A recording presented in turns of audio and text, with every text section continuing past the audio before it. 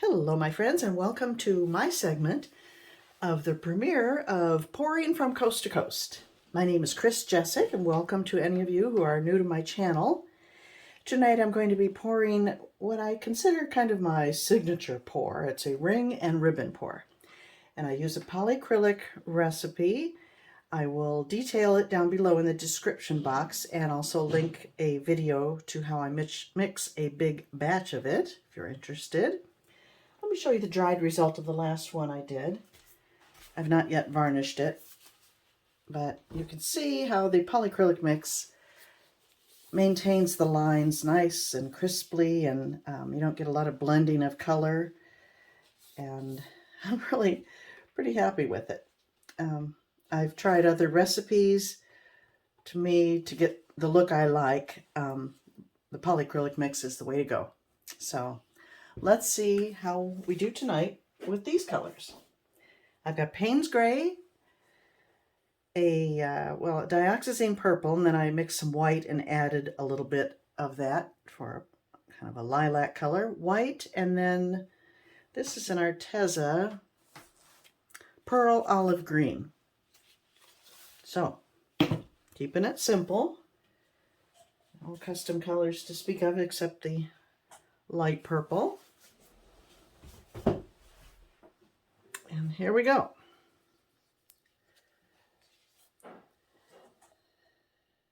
Kind of like to alternate my colors, light, dark, or dark, light, or light, dark, light, dark.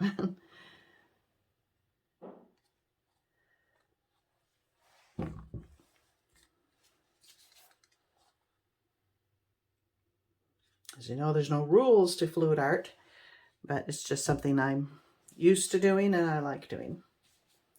I think you get kind of a shadow effect when you put different values next to each other, and that helps with the illusion of dimension. So that's my thinking behind alternating.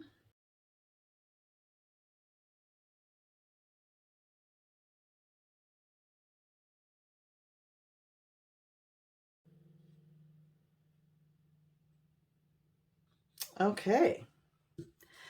Now, generally, I pour from the opposite side that I loaded it in, just because this is kind of messy over here, and I like a clean side. Either that, or I'll pour from the side of the cup, and I'll do that this time because I'm already starting with kind of a nice stripey effect. So let's do that. And I'm pretty much going to just do a ring pour and pour in one place.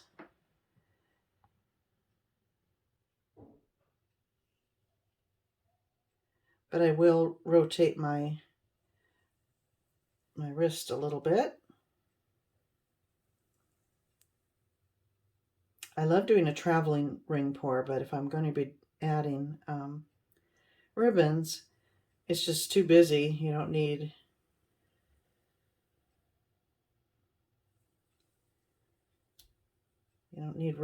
ribbons on top of a traveling one. There's plenty to look at.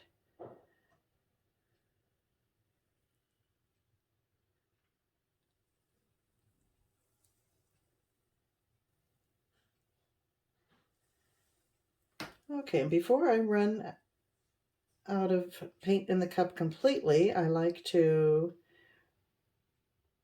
stop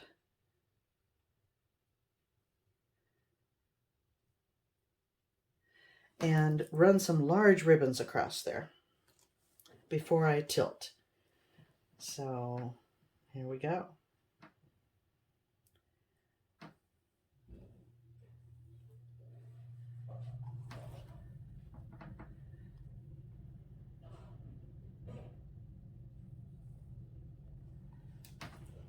I'll stop with that and set that aside. And now I wonder,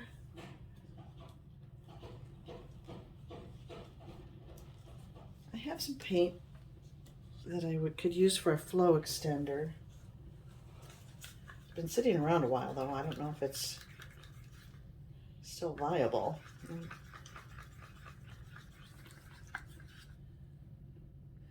A little lumpy. I'm going to add some water to it, thin it out, and then use it as a flow extender.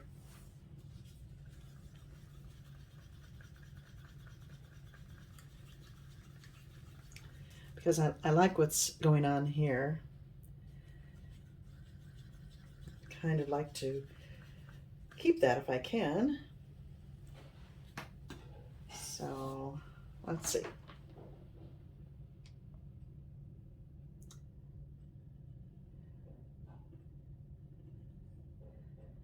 It's kind of an appropriate color too, although it won't be seen. It'll all get covered up.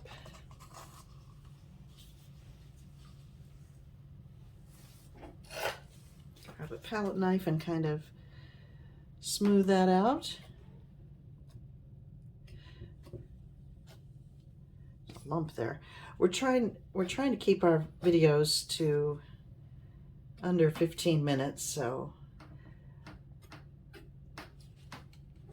we don't keep you too long, bore you. So, oh, there's a lot of lumps in this purple.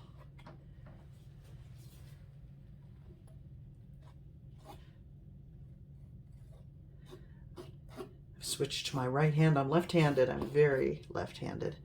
This feels so awkward. Okay. Let's move this puppy around and see what we get.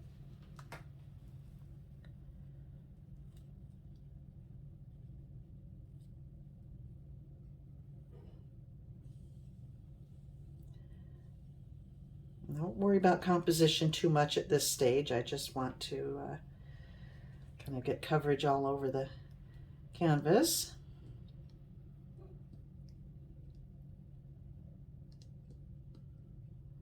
And those ribbons that I added will grow and become distorted, which is fine. I'll add some skinnier ones after I'm done tilting.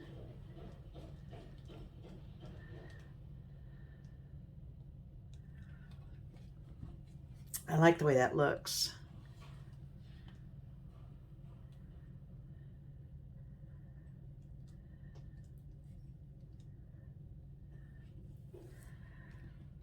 Okay.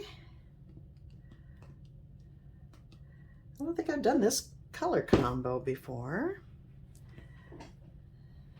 I've done similar, but I like that with that green. I've never used it. I've had it for years, that pearl olive green. That's pretty.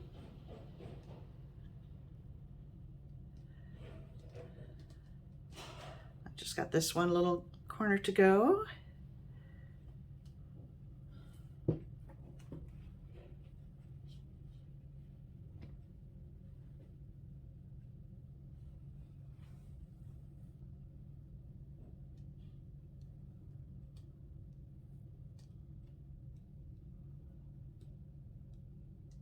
I see some lumps there, so I'm going to run those off.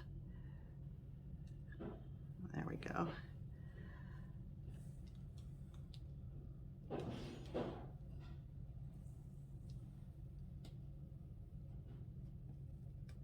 Okay.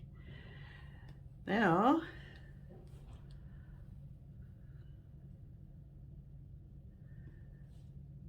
let me size up my composition.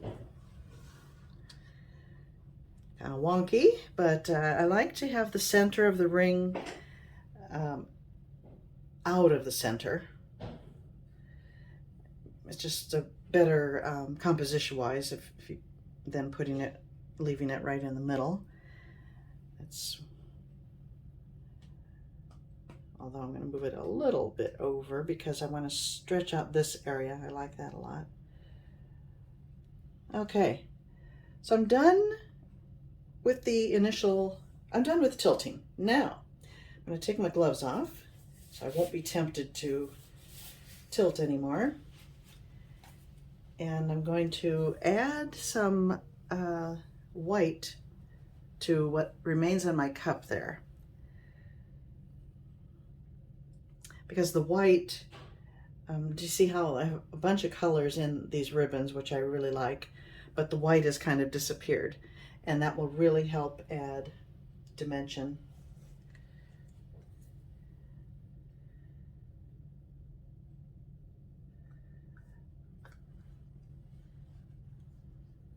And maybe I'll even add a little bit of this light kind of lilac color.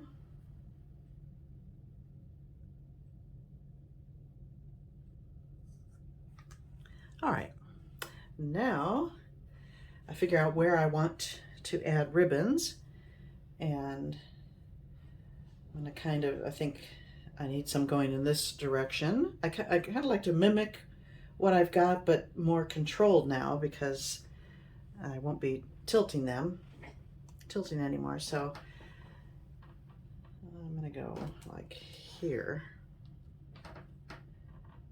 I always start off the canvas.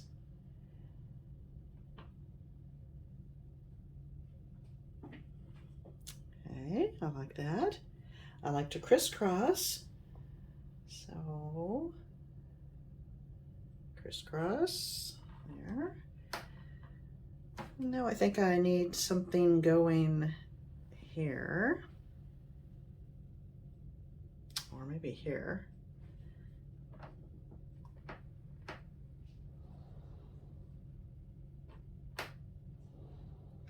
Isn't that fun how it was light and then it went dark?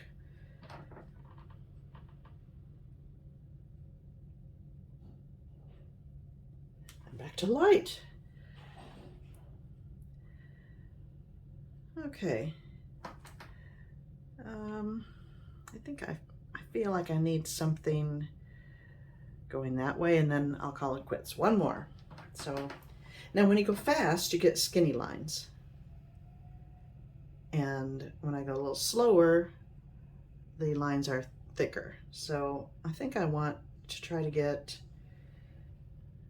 well, I don't have a lot of paint left. I better go fast because I don't want to run out as I'm running a ribbon. I don't want to have it stop right in the middle. So it's going to be a skinny one.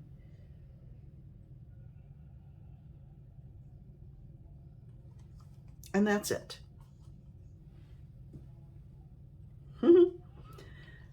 I like it. Let me bring you in for a closer look.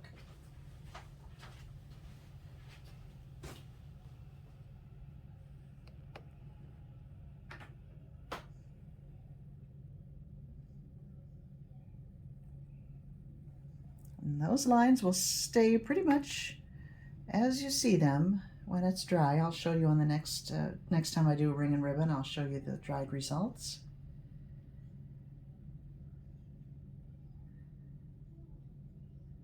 I like that hint of green in there, that's nice. Well, there we go, my friends. Thanks for joining us on our new venture here, and look forward to seeing you next week. And now it's time to head over to Meta's.